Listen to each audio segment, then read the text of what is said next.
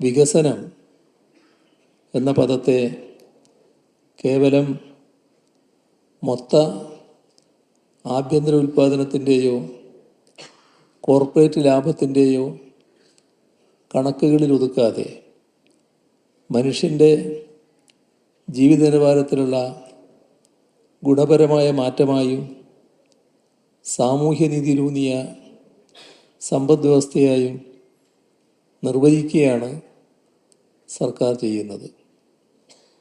ഇന്ന് നാം അനുഭവിക്കുന്ന തൊഴിൽ നിയമങ്ങളും അവകാശങ്ങളും ഭരണകൂടങ്ങളുടെ ഔദാര്യമല്ല, അത് തളികയിൽ വെച്ച് ആരും നമുക്ക് നീട്ടിത്തന്നതുമല്ല. മറിച്ച് സാമ്രാജ്യത്വ വിരുദ്ധ പോരാട്ടങ്ങൾ, തുറന്നുള്ള കാർഷിക വ്യവസായ പ്രക്ഷോഭങ്ങൾ, ഇവയുടെ എല്ലാം ഫലമായി ചോരയും നീരും നൽകി പൊരുതി നേടിയെടുത്തതാണ് എന്ന ചരിത്ര സത്യം നാം ഒരിക്കലും വിസ്മരിക്കാൻ പാടില്ല. ബോംബെയിലെ തുണിമിൽ തൊഴിലാളികൾ, കൽക്കത്തയിലെ ചണത്തൊഴിലാളികൾ, കോൺപൂരിലെയും അഹമ്മദാബാദിലെയും തൊഴിലാളികൾ, നമ്മുടെ കേരളത്തിലെ കയർ, കശുവണ്ടി, കൈത്തറി, തോട്ടം തൊഴിലാളികൾ, ഇങ്ങനെ എല്ലാവരും ഉൾപ്പെടെ രാജ്യമാകെ തൊഴിലാളി വർഗം നടത്തിയ ഐതിഹാസിക സമരങ്ങൾ ഇന്ത്യൻ സ്വാതന്ത്ര്യ സമരത്തിന് തന്നെ അവിഭാജ്യ ഘടകമായിരുന്നു.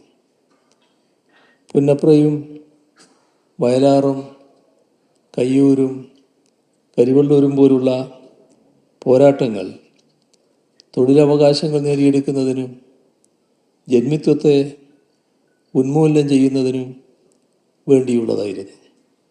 സാമ്രാജ്യത്വ വിരുദ്ധ രാഷ്ട്രീയ ഉള്ളടക്കമുള്ളതുമായിരുന്നു ആ സമരങ്ങളെല്ലാം. ആ ചരിത്രബോധം നമുക്ക് കരുത്തേകണം.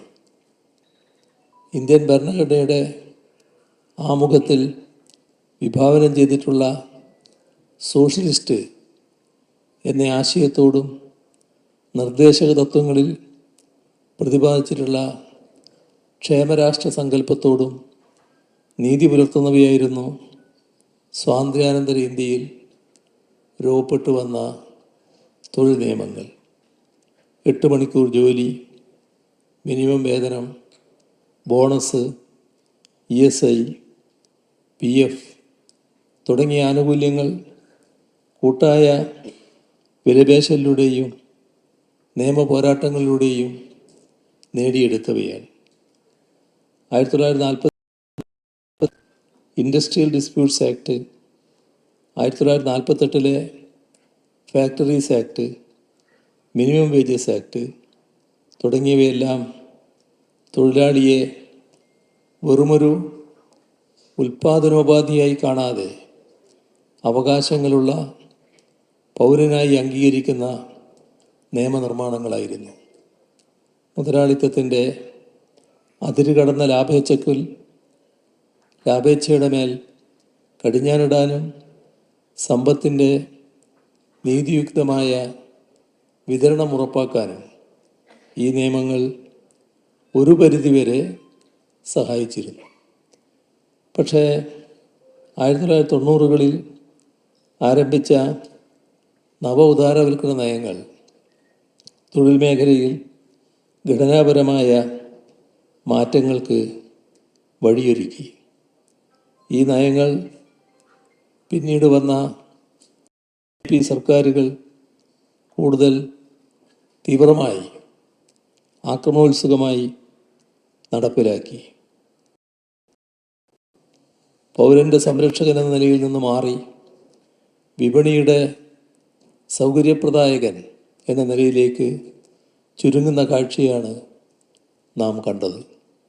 ഈ നയങ്ങൾ തൊഴിലാളികളുടെ തൊഴിൽ സുരക്ഷിതത്വത്തെയും ജീവിത സാഹചര്യങ്ങളെയും പ്രതികൂലമായി സ്ഥിതിവിശേഷം ഉടലെടുത്തു.